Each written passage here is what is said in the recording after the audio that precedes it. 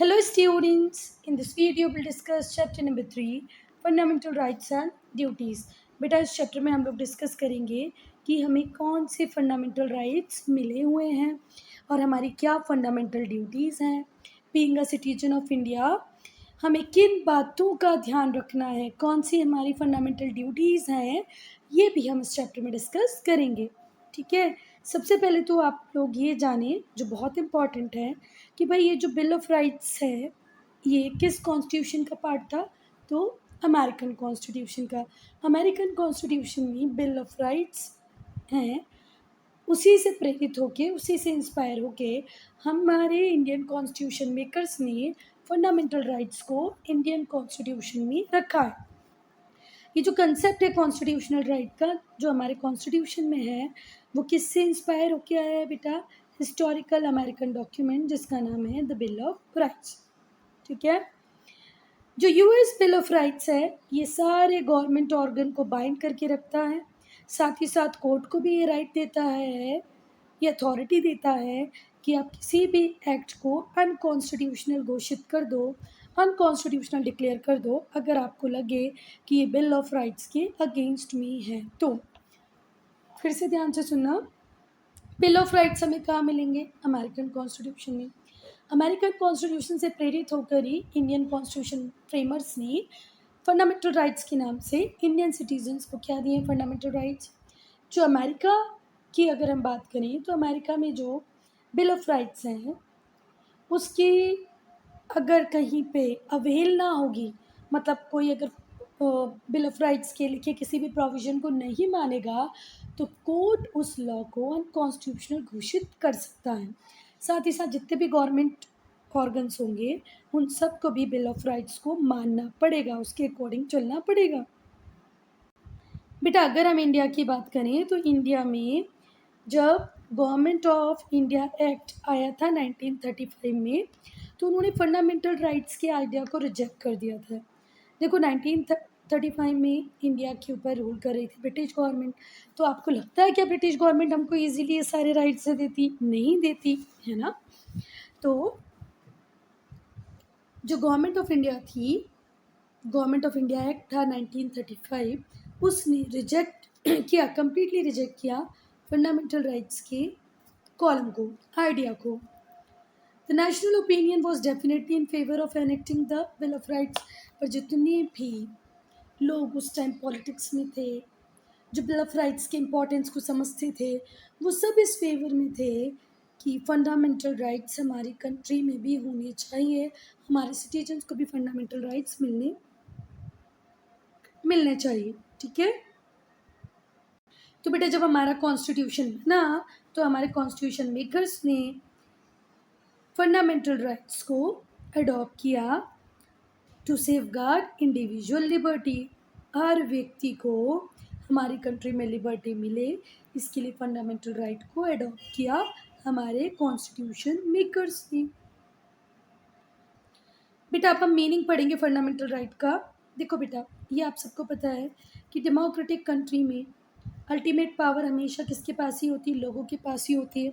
हम लोग गवर्नमेंट को चुनते हैं, गवर्नमेंट अच्छा काम करेगी तो हम उसको री इलेक्ट करेंगे, नहीं करेगी तो हम उसको चेंज कर देंगे। So in democracy ultimate governance power is in the hand of people.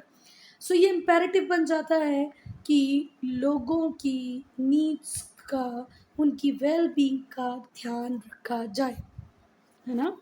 तो जो फंडामेंटल राइट्स हैं हमने उन्हें इनकॉर्पोरेट किया हमारे कॉन्स्टिट्यूशन में। For what? For ensuring common good.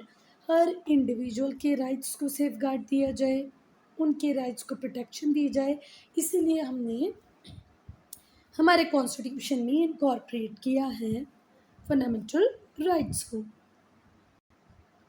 और बेटा वो सारे लॉज जो फंडामेंटल राइट्स में डील करते हैं वो ऑर्डिनरी लॉ से ऊपर होते हैं।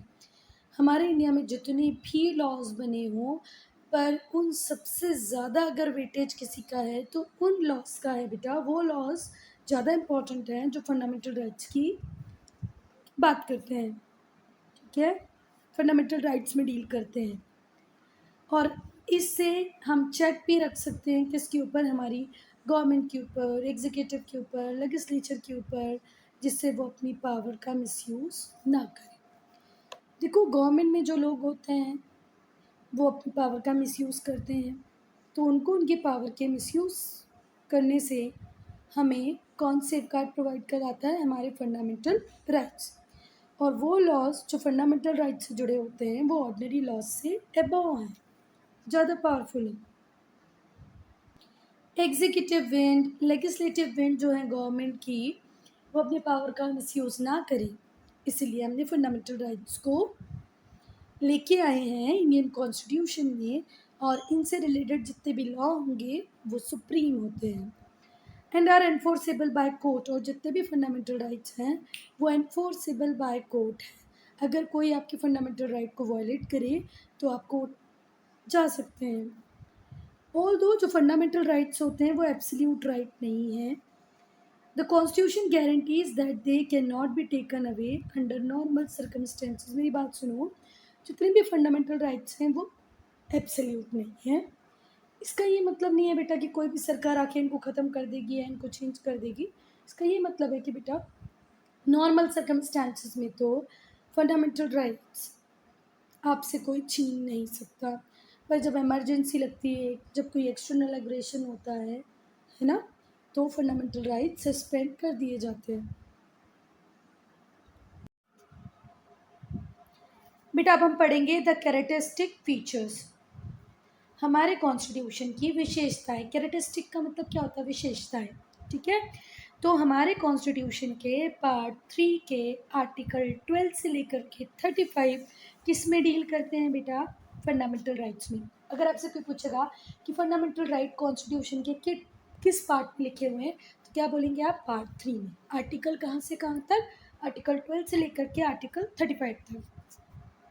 फॉलोइंग मेन कैरेक्टरिस्टिक्स हैं हमारे राइट्स के। पहला कैरेक्टरिस्टिक पढ़ेंगे हम कि भाई जो फंडामेंटल राइट्स होते हैं बाय नेचर सिविल होते हैं, पॉलिटिकल राइट्स होते हैं। Fundamental rights by nature are civil and political rights, जो सिटीजन्स को सेफगार्ड प्रोवाइड करते हैं कि भाई उनके ऊपर कोई ऑपरेशन नहीं होगा, कोई अत्याचार नहीं होगा, कोई भी अथॉरिटी उनके ऊपर कोई अत्याचार नहीं करेगी, उनका दमन नहीं करेगी। इसीलिए हमने फंडामेंटल राइट्स हमारी कंट्री के लोगों को दिए हैं। कोई भी ऑटोक्रेटिक गवर्नमेंट उनसे ये राइट्स छीन नहीं सकती आसानी से। इन राइट्स को अमेंड करने का, सुधारने का जो प्रोसेस है बहुत रिजिड है। ठीक है, और उसको रिजिड बनाया ही इसलिए है कि कोई भी सरकार उनमें चेंज इजीली ना कर पाए। अब क्योंकि इनमें कोई चेंज पॉसिबल नहीं है या चेंज होगा तो बहुत ही रिजिड है कि भैया पहले वो लोकसभा से पास हो, फिर राज्यसभा से पास हो, फिर सारे स्टेट्स में रेटिफाई होने के लिए जाए, है ना, सारे स्टेट्स में कंसेंट के लिए जाए, तो बट एक क्या बोलना चाहिए, कॉम्प्लेक्स प्रोसीजर है। तो ये कॉम्प्लेक्स बनाया इसलिए गया है कि हम इंडिविजुअल्स को उनकी फ्रीडम दे पाएँ, हमारी कंट्री में हर व्यक्ति अच्छी तरह रह पाए। अब बेटा हम सेकेंड पॉइंट को डिस्कस करेंगे कि भाई जितने भी फंडामेंटल राइट्स हमें मिले हुए हैं ये सारे जस्टिसिएबल हैं। जस्टिसिएबल का मतलब क्या होता है? लीगल इशूज़ और dispute that can be resolve by court of law. वो कोई भी लीगल इशू डिस्प्यूट जो कोर्ट में जाके सॉल्व हो पाए उसे हम क्या कहेंगे? जस्टिसिएबल। तो हमारे फंडामेंटल राइट्स भी जस्टिसिएबल हैं। अगर कोई आपके फंडामेंटल राइट्स को वायलेट करे तो आप कोर्ट जा सकते हैं। बेटा हमारी सुप्रीम कोर्ट और हाई कोर्ट के पास इतनी पावर है कि वो रिट्स लिख सकती है। रिट्स क्या होती हैं? A legal order to do something और नॉट टू डू समथिंग। किसी भी अथॉरिटी को, किसी भी गवर्नमेंट को, किसी भी व्यक्ति को कुछ करने पे या कुछ ना करने पे बाध्य कर सकती हैं वो रिट्स, जो किसने लिखी हो? सुप्रीम कोर्ट और हाई कोर्ट ने। To enforce those rights, right को एनफोर्स कराने के लिए हमारी supreme court, high court writs लिख सकते हैं। हो सकता है उन राइट्स को या तो किसी गवर्नमेंट ने या किसी इंडिविजुअल ने लिया हो। ठीक है, फिर से ध्यान से सुनना, आपको जितने भी फंडामेंटल राइट्स मिले हैं, जैसे एक राइट आपको मिला है right to reside in any part of the country, आप कंट्री के किसी भी पार्ट में रह सकते हैं। आप कहीं ज़मीन खरीदने जाते हैं और कोई सरकार आपको खरीदने नहीं देती तो आप कोर्ट जा सकते हैं और बोल सकते हैं कि भाई ये मेरा राइट है फिर भी मुझे सरकार खरीदने नहीं दे रही। तो फिर supreme court, high court writ लिखेगी स्टेट गवर्नमेंट को, सेंट्रल गवर्नमेंट को, स्टेट गवर्नमेंट को, सेंट्रल गवर्नमेंट को कि भाई क्यों ऐसा कर रहे हैं आप, ऐसा नहीं करें, है ना, इस व्यक्ति को ज़मीन खरीदने दें। कि सेंट्रल गवर्नमेंट या स्टेट गवर्नमेंट अपने हिसाब से जस्टिफिकेशन देगी कि भाई हम ऐसा क्यों कर रहे हैं। The right to constitutional remedies guarantee this authority. और बेटा हमें लास्ट में एक राइट मिला है, राइट टू कॉन्स्टिट्यूशनल रेमेडीज। ये राइट हमें ये अथॉरिटी देता है, हर सिटीजन को ये अथॉरिटी देता है कि हम कोर्ट को अप्रोच कर पाए। The right to move the court for the enforcement of fundamental rights. ठीक है, हम कोर्ट जा पाए हमारे फंडामेंटल राइट की प्रोटेक्शन के लिए। ये प्रेरोगेटिव होते हैं। प्रेरोगेटिव का मतलब क्या होता है बेटा? Special right that somebody has. तो आप कोर्ट जा सकते हैं किसको एनफोर्स कराने के लिए? अपने फंडामेंटल राइट को एनफोर्स कराने के लिए। फंडामेंटल राइट प्रेरोगेटिव राइट है बेटा, एक इम्पॉर्टेंट राइट है इंडिया में रहने वाले हर सिटीजन का। थर्ड पॉइंट है कि भाई जो फंडामेंटल राइट्स हैं वो यूनिवर्सल हैं, सब पर लागू होंगे। इंडिया में रहने वाला हर व्यक्ति, भले रिच हो, पुअर हो, हिंदू हो, मुस्लिम हो, सबके ऊपर। अच्छा, ये पॉइंट आपकी समझ में आया कि नहीं? ये मुझे एक बात बताओ कि बेटा आप सब कोर्ट जा सकते हैं अगर आपकी फंडामेंटल राइट को किसी ने वायलेट किया हो या उसका एनफोर्समेंट नहीं हो रहा हो तो। ये प्रेरोगेटिव है हर इंडियन सिटीज़न के लिए, ये बहुत इंपॉर्टेंट है हर इंडियन सिटीज़न के लिए। ठीक है, ये आपके पास एक स्पेशल राइट है कि भाई आपके कोई फंडामेंटल राइट को वायलेट करे तो you just move to courts. जितने भी राइट्स हैं बेटा वो हमें किसने दिए हैं? हम इंडियन सिटीजन को किसने दिए हैं? हमारे कॉन्स्टिट्यूशन ने दिए हैं। तो all the rights are granted to every Indian citizen. ठीक है, इंडियन कॉन्स्टिट्यूशन ने भारत में रह रहे हर नागरिक को फंडामेंटल राइट्स दिए हैं, भले ही उसकी क्लास में कितना भी डिफरेंस क्यों ना हो, कोई कितना भी रिच, कोई कितना भी पुअर क्यों ना हो, किसी भी क्रीड को बिलोंग करता हो, किसी भी कलर को बिलोंग करता हो, मेल हो, फीमेल हो, किसी भी धर्म का हो। Fundamental rights are universal in nature, सबको मिले हुए बेटा। आप इंडिया में रह रहे हो तो आपको फंडामेंटल राइट्स मिलेंगे। It is important to note, ये बहुत ज़रूरी है जानना कि freedom of religion, right to life और personal freedom are available to all individual. वो सारे व्यक्ति जो इंडिया में रह रहे हैं उनके पास फ्रीडम ऑफ रिलीजन है, राइट टू लाइफ है, पर्सनल फ्रीडम का राइट है। तो भाई वो सारे लोग जो इंडिया में रह रहे हैं उनको personal freedom, right to life और फ्रीडम ऑफ रिलीजन का राइट है। पर right to speech and expression, right to reside and settle in any part of the India, ये सिर्फ बोनाफाइड सिटीजन्स को ही मिलेगा। हमारी कंट्री के जो नागरिक होंगे, प्रमाणित नागरिक जिनके पास कोई ना कोई प्रूफ होगा कि भाई मैं यहीं का हूँ, उनको ही मिलेंगे right to speech and expression, right to reside and settle in any part of the country. दोनों में डिफरेंस समझ में आया? Freedom of religion, right to life, personal freedom, ये भारत में रह रहे हर व्यक्ति का अधिकार है, सबको मिलेगा।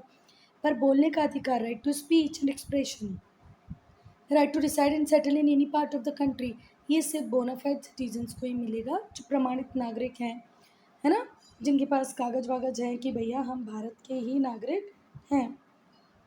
क्लियर है? चले आगे।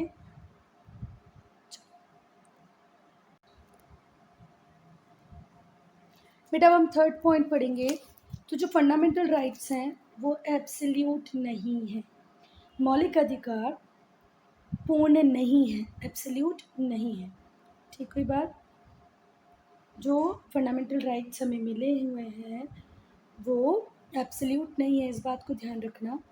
हर सोसाइटी में जो लोग हैं, जो इंडिविजुअल्स हैं, वो राइट्स को एंजॉय कर रहे हैं, पर हमेशा राइट्स ऐसे हों जो समाज की भलाई को बढ़ाने के लिए हो, कॉमन गुड को बढ़ाने के लिए हो। ठीक है, हमारे कॉन्स्टिट्यूशन का एम था कि भैया हमें वेलफेयर स्टेट बनाना है। क्या बनाना है? Welfare state. हिंदी में क्या कहते हैं वेलफेयर स्टेट को बेटा? कल्याणकारी स्टेट, मतलब जहाँ हम गरीब से गरीब व्यक्ति को भी बेसिक नीड्स देंगे। ठीक है, पर कई बार ऐसा होता है कि हमारे फंडामेंटल राइट्स हमसे छीनने जाते हैं या हमें हमारे फंडामेंटल राइट्स को छोड़ना पड़ता है कॉमन गुड के लिए। ठीक है। संविधान हमारे कॉन्स्टिट्यूशन का एम था कि वो कल्याणकारी राज्य बनाए, कल्याणकारी राज्य की स्थापना करे। व्यक्तिगत अधिकारों को कभी कभार आम भलाई के लिए, कॉमन गुड के लिए हमें छोड़ना भी पड़ता है। ठीक है। जैसे कि आपको फ्रीडम ऑफ स्पीच मिला हुआ है, इंडिया के हर सिटीजन को फ्रीडम ऑफ स्पीच मिला हुआ है। पर फ्रीडम ऑफ स्पीच का क्या ये मतलब है कि हम इनडिसेंट हो जाएंगे, इमोरल हो जाएंगे? है ना, ऐसा तो बिल्कुल नहीं है। क्या हम किसी के साथ अभद्र व्यवहार करने लगेंगे? क्या हम अनैतिक हो जाएंगे, किसी को भी गालियाँ देने लगेंगे, किसी की भी पर्सनल लाइफ में कुछ भी बोलने लग जाएंगे? ऐसा तो बिल्कुल भी नहीं है। या किसी को इंसाइट करेंगे कि भैया तुम अनलॉफुल एक्टिविटीज़ करो, किसी को उकसा रहे हैं, चल चल तू ये कर ले, ये सब तो नहीं है ना। किसका पार्ट? हमारे फंडामेंटल राइट का पार्ट। आपको राइट टू स्पीच मिला है, तो इसमें ना ही तो आप किसी को इमोरली कुछ बोलेंगे, ना ही तो इनडिसेंट होंगे, है ना, ना ही तो किसी को अनलॉफुल एक्टिविटीज़ के लिए प्रेरित करेंगे। तो बेटा, आपको जो गारंटी दी गई है कॉन्स्टिट्यूशन के द्वारा फंडामेंटल राइट्स की, वो लिमिटेड है। The guarantee of each right has therefore been limited by the very constitution itself. Constitution ने ही उस पर लिमिट भी रखा रखी है। ठीक है, कि भाई स्टेट, राज्य सरकार, केंद्र सरकार लोगों के ऊपर रीजनेबल रिस्ट्रिक्शंस लगा सकती है। ऐसा नहीं है कि फ्रीडम ऑफ स्पीच के नाम पे आप किसी को भी कुछ भी बोलेंगे और ऐसा बोलेंगे जिससे कि दंगे हो जाएं। उसुद्दीन ओवैसी ओवैसी के भाई हैं, उनका नाम मुझे याद नहीं आ रहा, वो एक स्पीच में बोल रहे हैं, कुछ ऐसा बोल रहे हैं जिससे हिंदू और मुस्लिम के बीच में लड़ाई स्टार्ट हो जाए। तो जो गवर्नमेंट है, कोर्ट है, उनके ऊपर केस चला रही है, कोर्ट में उनके ऊपर केस चल रहा है। तो ज़रूरी है केस चलना, क्योंकि आप फ्रीडम ऑफ स्पीच के नाम पे बेटा कुछ भी ऐसा नहीं बोल सकते जिससे दंगे फसाद होने लग जाए हमारी कंट्री में, हमारी कंट्री डिसयूनाइटेड हो जाए। तो गवर्नमेंट को भी राइट है, हमारी राज्य सरकार, केंद्र सरकार को राइट है कि रीजनेबल रेस्ट्रिक्शंस लगाए जाएं लोगों के ऊपर जब ज़रूरी हो। कम्युनिटी के लार्ज इंटरेस्ट में अगर ज़रूरी हो तो फ्रीडम ऑफ स्पीच को कर्टेल किया जा सकता है। फ्रीडम ऑफ स्पीच क्या, हर राइट को कर्टेल किया जा सकता है। आपको राइट्स मिले हैं पर रीजनेबल रेस्ट्रिक्शंस के साथ। Thus the constitution attempt to strike a balance. हमारा कॉन्स्टिट्यूशन हर कदम पे बैलेंस रखने की बात करता है कि भाई सोशल कंट्रोल भी बना रहे और इंडिविजुअल को लिबर्टी भी मिलती रहे। लिबर्टी का मतलब ये नहीं है कि आप सोशल नॉर्म्स को तोड़ेंगे। सोसाइटी को अगर स्मूथली रन करना है तो सोशल नॉर्म्स का होना बहुत ज़रूरी है। तो इस तरीके से हमारे कॉन्स्टिट्यूशन ने हर चीज़ को किया है कि एक बैलेंस भी बना रहे, इंडिविजुअल लिबर्टी और सोशल कंट्रोल। नेक्स्ट पॉइंट भी बहुत इंपॉर्टेंट है बेटा, ध्यान से सुनना। जितने भी फंडामेंटल राइट्स हैं, सिर्फ कौन से राइट्स को छोड़ करके आर्टिकल 20 और 21 में जो फंडामेंटल राइट्स हैं उनको छोड़ करके अब आर्टिकल 20 और 21 में कौन से राइट्स हैं? Protection against conviction for offences and protection of life and personal liberty. इन दो राइट्स को छोड़ दो तो बेटा सारे के सारे सिविल राइट्स सस्पेंडेड रहते हैं जब इमरजेंसी लगाई जाती है। इमरजेंसी की जैसे ही घोषणा होगी, सिर्फ इन राइट्स को छोड़कर सारे सस्पेंड हो जाएंगे।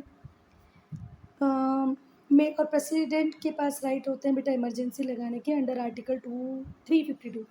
ठीक है, प्रेसिडेंट के पास पावर है इमरजेंसी लगाने की under article 252 is in force.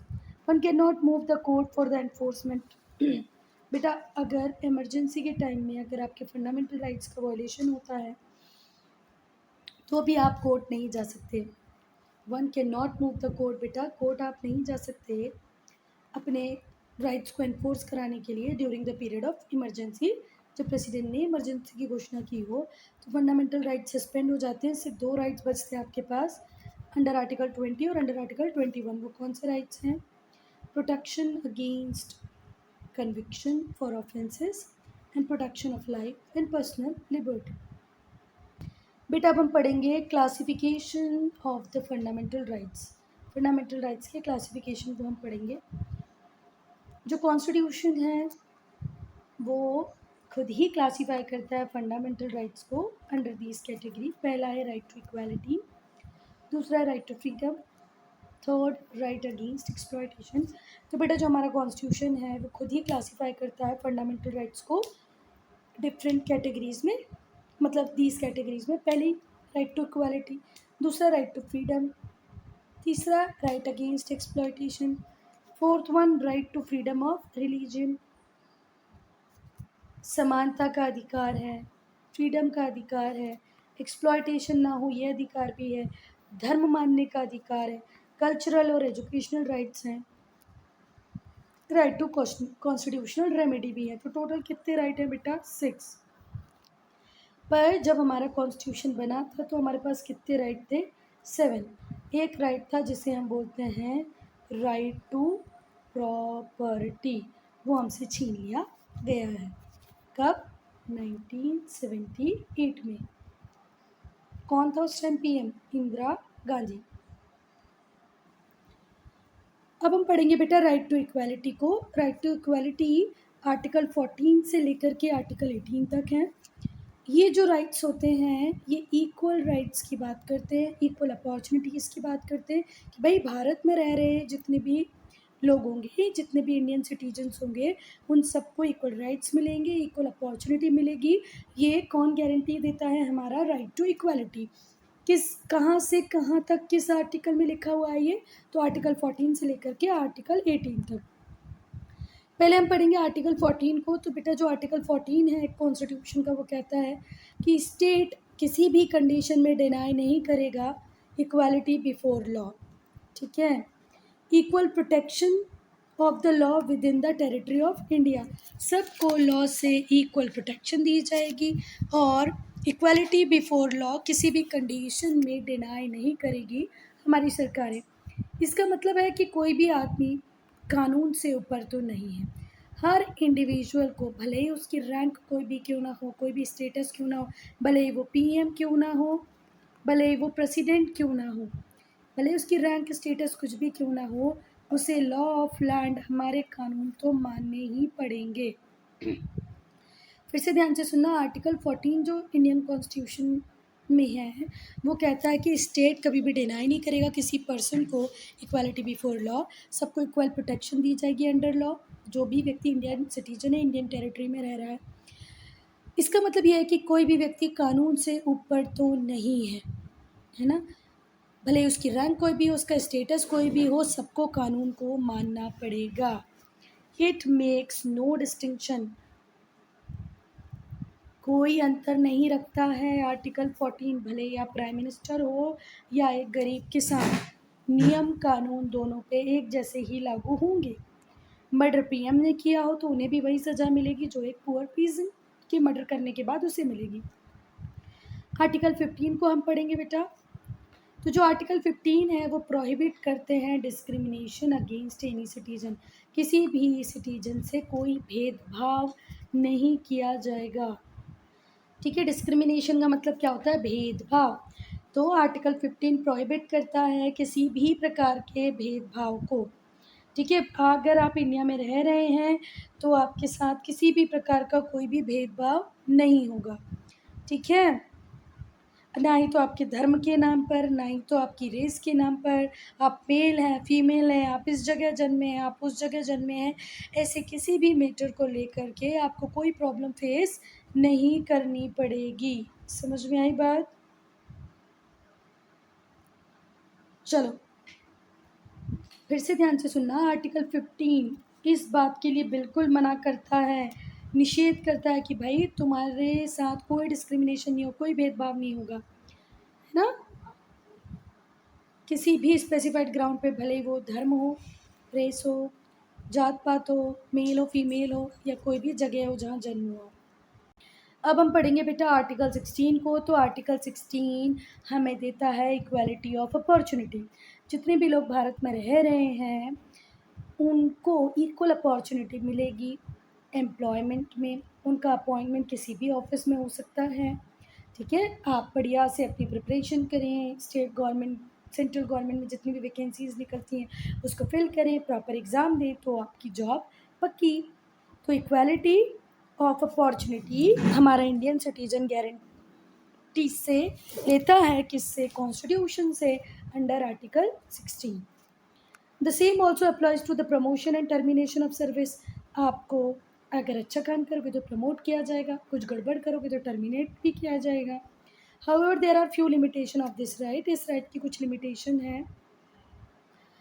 The parliament may require a candidate to be resident of the state for particular classes of appointment. बेटा कुछ जॉब्स ऐसी हैं जहाँ पर आपको एक पर्टिकुलर स्टेट का रेसिडेंट होना पड़ेगा अगर वो जॉब चाहिए तो, ठीक है। अगर आप वहाँ के रेजिडेंट नहीं हैं तो आपको वो जॉब नहीं मिलेगी। और ये भी स्टेट के पास राइट होता है कि वो रिज़र्व कर सके पोस्ट को बैकवर्ड क्लास के लिए, ठीक है। Who in the opinion of the state is not adequately represented in state service. अगर कभी स्टेट गवर्नमेंट को ऐसा लगता है कि भाई ये वाली कास्ट का व्यक्ति मेरे स्टेट में तो रहता है पर ये बैकवर्ड है, इसको एजुकेशन इतनी ज़्यादा नहीं मिली, किसी भी रीज़न से ये इसका रिप्रेजेंटेशन इतना नहीं है, तो ऐसे केसेस में स्टेट उस पर्टिकुलर कास्ट को, उस क्लास को, बैकवर्ड क्लास को रिजर्वेशन दे सकता है। कुछ ऑफिसेज ऐसे होते हैं जो पर्टिकुलर रिलीजन कम्युनिटी के लिए ही होते हैं, ठीक है, तो उसमें भी हर व्यक्ति पार्ट नहीं ले सकता। नेक्स्ट पॉइंट बेटा ज़रा ध्यान से समझना कि कुछ ऑफिसेस को रिज़र्व किया जा सकता है पर्टिकुलर रिलीजियस कम्युनिटी के लिए, किसी एक धार्मिक संप्रदाय के लिए कुछ ऑफिसेस को रिज़र्व किया जा सकता है, ठीक है। If the institution belong to that religious denomination, अगर कोई संस्था है जो उस रिलीजन से बिलोंग करती है तो उधर की कुछ पोस्ट, उस संस्था की कुछ उस इंस्टीट्यूशन की कुछ पोस्ट उस रिलीजियस कम्युनिटी के लिए क्या कर दी जाएंगी बेटा, रिजर्व कर दी जाएंगी। नहीं समझ में आया, फिर से देखो। अगर कोई इंस्टीट्यूशन किसी धार्मिक संप्रदाय, किसी रिलीजियस बैकग्राउंड का है, कोई इंस्टीट्यूशन अगर किसी रिलीजियस बैकग्राउंड का है तो वहाँ पर कुछ ऑफिसेस को रिज़र्व कर दिया जाएगा उस रिलीजियस कम्युनिटी के लिए। नेक्स्ट जो बहुत ही हॉट टॉपिक है वो ये है कि कई बार बेटा हम शेड्यूल्ड कास्ट को, शेड्यूल्ड ट्राइब को रिलैक्सेशंस दे देते हैं, कई बार क्वालिफ़िकेशन में, कई बार एज में, कई बार एक्सपीरियंस में, ठीक है। क्यों देते हैं बेटा ऐसा रिलैक्सेशन उनको कि भाई तुम्हारे कम नंबर आएंगे तो तुम्हें सीट मिल जाएगी, तुम्हारी एज ओवर भी हो गई होगी तब भी तुम इसे एग्ज़ाम में अपेयर कर सकते हो। ऐसा इसलिए करते हैं कि हम उन्हें इनफ रिप्रेजेंटेशन दे सकें, उन्हें अपॉर्चुनिटीज़ दे सकें कि वो लोग भी ग्रो कर पाएँ। अब हम पढ़ेंगे हमारे आर्टिकल 17 को जो बात करता है अनटचेबिलिटी को ख़त्म करने की। अकॉर्डिंग टू आर्टिकल 17 के अनुसार अब कोई भी व्यक्ति अगर अनटचेबिलिटी करता पाया गया, छुआछूत करता पाया गया तो उसे जेल हो जानी है, ठीक है। एबलिशिस आर्टिकल 17 एबलिशिस अनटचेबिलिटी, छुआछूत को ख़त्म करता है।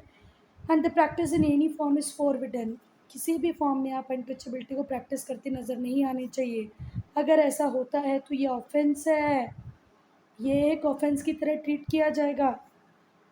बेटा किसकी तरह ट्रीट किया जाएगा, ये ऑफेंस की तरह, और पनिशेबल बाय लॉ होगा, ठीक है।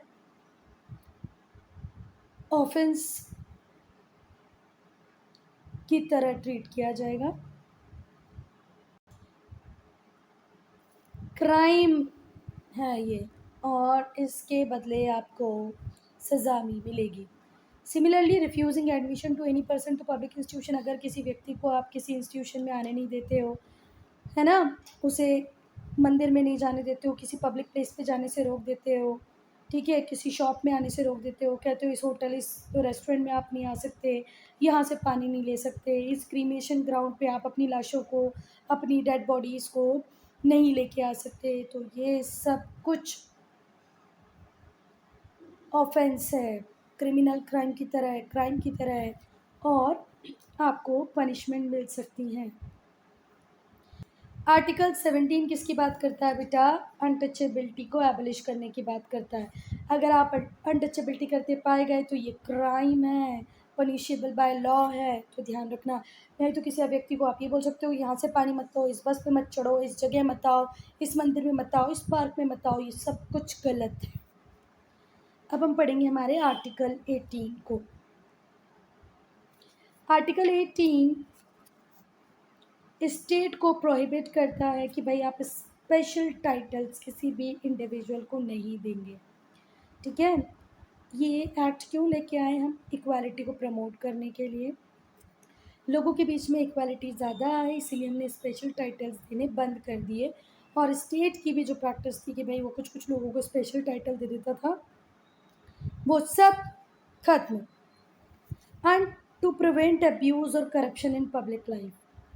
However, this applies only to state and does not prevent public institutions like universities from conferring title।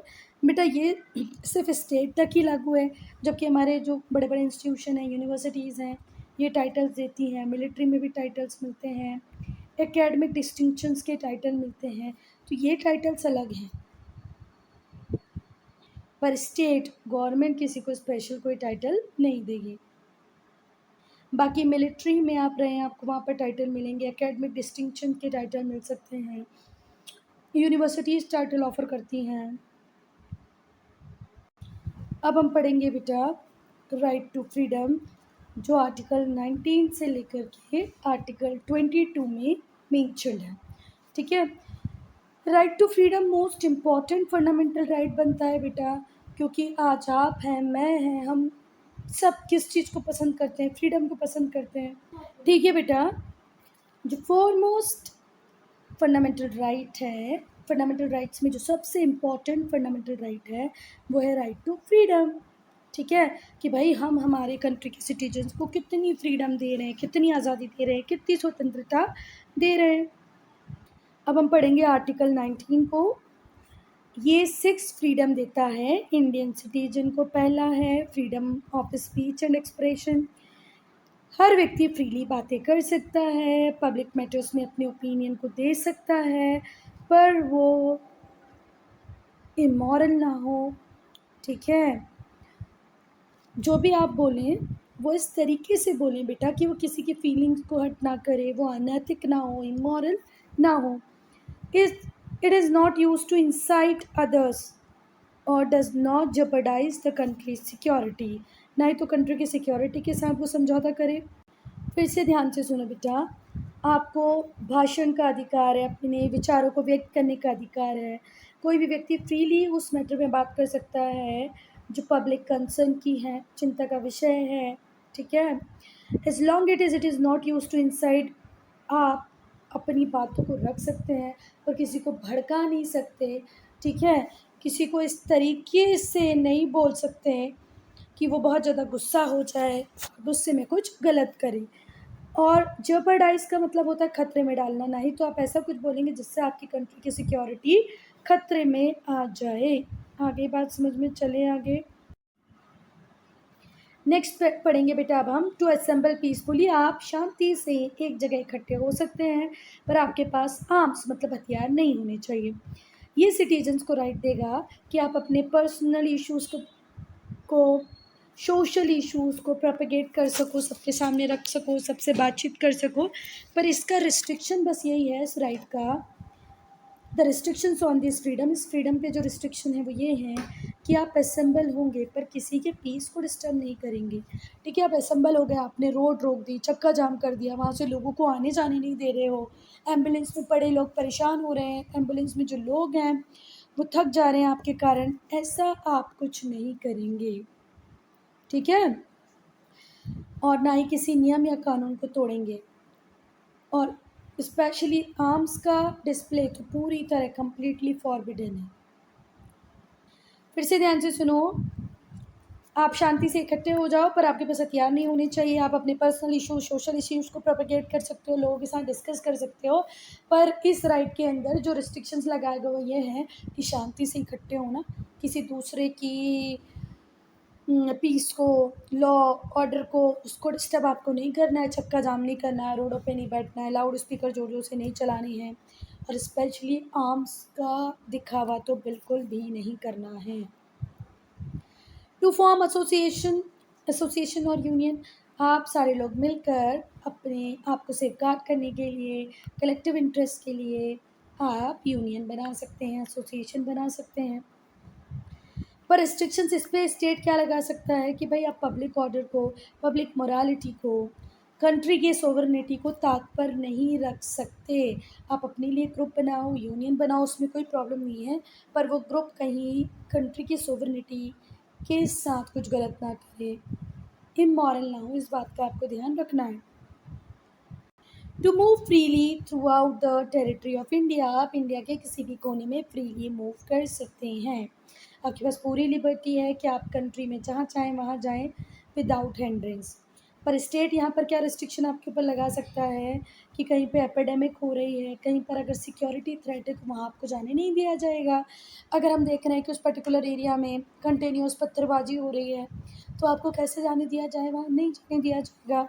अगर कोई एपिडेमिक है किसी पर्टिकुलर एरिया में, या आप किसी एक ऐसे एरिया से आ रहे हैं जहाँ पर एपिडेमिक है, तो आपको रोका जा सकता है। To reside and settle in any part of the territory of India, आप इंडिया में किसी भी टेरिटरी में जाके ज़मीन खरीद सकते हैं, घर खरीद सकते हैं, आपके प्रोफेशनल पर्सनल रिक्वायरमेंट के हिसाब से। पर यहाँ पर रिस्ट्रिक्शंस क्या लगाए जा सकते हैं बेटा, आप वहाँ पर ज़मीनें नहीं खरीद सकते जहाँ पर शेड्यूल ट्राइब के लिए ज़मीनें रिजर्व की गई हों, बैकवर्ड सेक्शन को जहाँ पर प्रिविलेज दिया गया हो। क्लियर है? फिर आपको कोई रोकता नहीं, आप डॉक्टर बनो, आप इंजीनियर बनो, ठीक है, आप पुलिस बनो, आपकी इच्छा है। अच्छी तरह अपनी पढ़ाई को पूरा करो, पढ़ाई में एक्सीलेंस को हासिल करो, फिर कॉम्पिटिटिव एग्ज़ाम दो और अच्छी अच्छी पोजीशन पे जाओ, आपको कोई नहीं रोकेगा बेटा, है ना। टू प्रैक्टिस एनी प्रोफेशन और टू कैरी एनी ऑक्यूपेशन, आप चाहो तो कोई भी बिज़नेस करो, किसी भी प्रोफेशन को आप करो, किसी भी चीज़ का बिज़नेस करो, कोई आपको रोकेगा नहीं। ये एंजॉय करते हैं सारे सिटीजन जो इंडिया में रहते हैं। बस इस पे एक ही रीज़नेबल रिस्ट्रिक्शन है, वो ये कि आप जो भी करें वो जनरल पब्लिक इंटरेस्ट में होना चाहिए, ठीक है। So student, I am ending this video here only. If you have any doubt, any problem, to write in comment section. Article 20 को हम स्टार्ट करेंगे पार्ट 2 में। आर्टिकल 20 से हम पार्ट 2 स्टार्ट करेंगे, ठीक है।